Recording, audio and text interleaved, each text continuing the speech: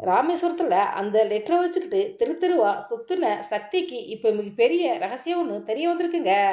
அந்த லெட்டர் எழுதின பெண்ணு யார் அப்படின்னும் ஆதிகுணேசன் இத்தனை நாளாக மறைச்சு வச்சிருந்த ரகசியமெல்லாம் வெளியே வரப்போகுது. இப்படி சீரியலானது விறுவிறுப்பாக பரபரப்பாக போய்கிட்டு இருக்க எதிர்த்து தொடர்கிறது சீரியல்ல அடுத்து என்ன நடக்க போகுதுன்னு மூலமையா இப்போ இந்த வீடியோவில் பார்க்கலாம்.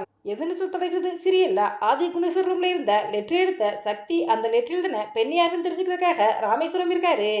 ராமேஸ்வரத்தில் போயிட்டு அந்த லெட்டர் வச்சுக்கிட்டு தெரு தெருவா சுற்றுறதை பார்த்த குணசேரனோட ஆள் குணசேரனுக்கு ஃபோன் பண்ணி நீங்கள் சொன்ன மாதிரி ஒருத்தன் அந்த லெட்டர் இருக்க விஷயத்த தெரிஞ்சுக்க வந்திருக்கான், இங்கே விசாரிச்சுக்கிருக்கேன்னு சொல்கிறாரு. உடனே அதுக்கு ஆதி குணசேரன் சக்தியை ஃபாலோ பண்ணு, அவன் அளவுக்கு மீறி போயிட்டேன்டா, அவனை முடிச்சு விட்டுரு அப்படிங்கிற மாதிரி சொல்கிறாரு.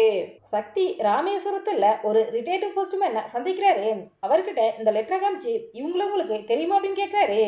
அதற்கு அந்த போஸ்ட்மேன் இந்த லெட்டர் எழுதுனதே நான் தான், இந்த லெட்டரை எழுத சொன்னது ஒரு வடநாட்டு பெண், அவங்க பேர் தேவகி, அவங்களுக்கு தமிழ் தெரியாது, அதனால் அவங்க என்ன லெட்டர் எழுத சொன்னாங்க அப்படின்னு சொல்கிறாரு. அப்போ சக்தி அந்த ரிட்டையர்டு போஸ்ட்மேன் கிட்ட இவங்கள உங்களுக்கு இப்போ ஞாபகம் இருக்கா அப்படின்னு கேட்குறாரு.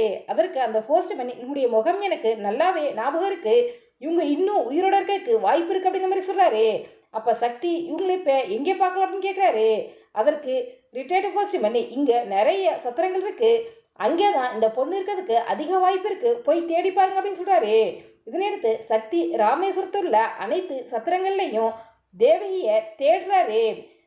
சக்தி போஸ்ட்மேனை சந்தித்து பேசின விஷயத்த ஆதிகுணேஸ்வரனுக்கு ஃபோன் பண்ணி சொல்கிறாரு. அதற்கு ஆதிகுணேஸ்வரன் சக்தியை முடிச்சுட சொல்கிறாரு.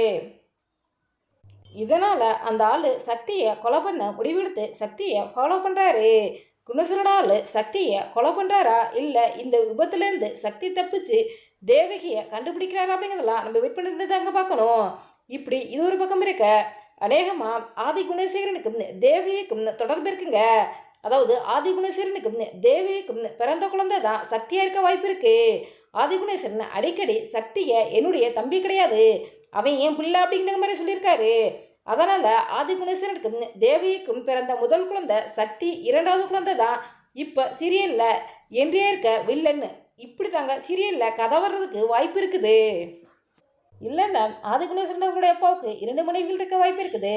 ஒன்று விசாலாட்சி, இன்னொன்று ஆதிமுத்தனுடைய அம்மா. ஆதிமுத்து ஒரு சந்தர்ப்ப சூழ்நிலையில் இறந்திருக்கலாம். அவருடைய மனைவி பிள்ளைகளிடமிருந்து ஆதிகுணேசன் சொத்துக்கள்லாம் அபகரிச்சுட்டு வந்து இப்போ மதுரையில் ஆண்டுகிட்டு இருக்கலாங்க. ஆதிமுத்தனுடைய மகன் தான் இப்போ சீரியலில் புதுசாக என்ட்ரியாக இருக்கவில்லை, அவர் வந்து இப்போ ஆதிகுணேசன் என்ன பழிவாக்க போகிறாரு. ஸோ சீரியலில் அடுத்து என்ன நடக்க போகுது அப்படிங்கிறத நம்ம வெயிட் பண்ணி தான் பார்க்கணும்.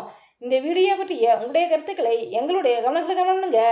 இதுபோன்று இன்னும் நிறைய தகவல்களை உடனுக்குடன் தெரிந்து கொள்ள எங்கள் 222 சப்ஸ்கிரைப் பண்ணுங்க.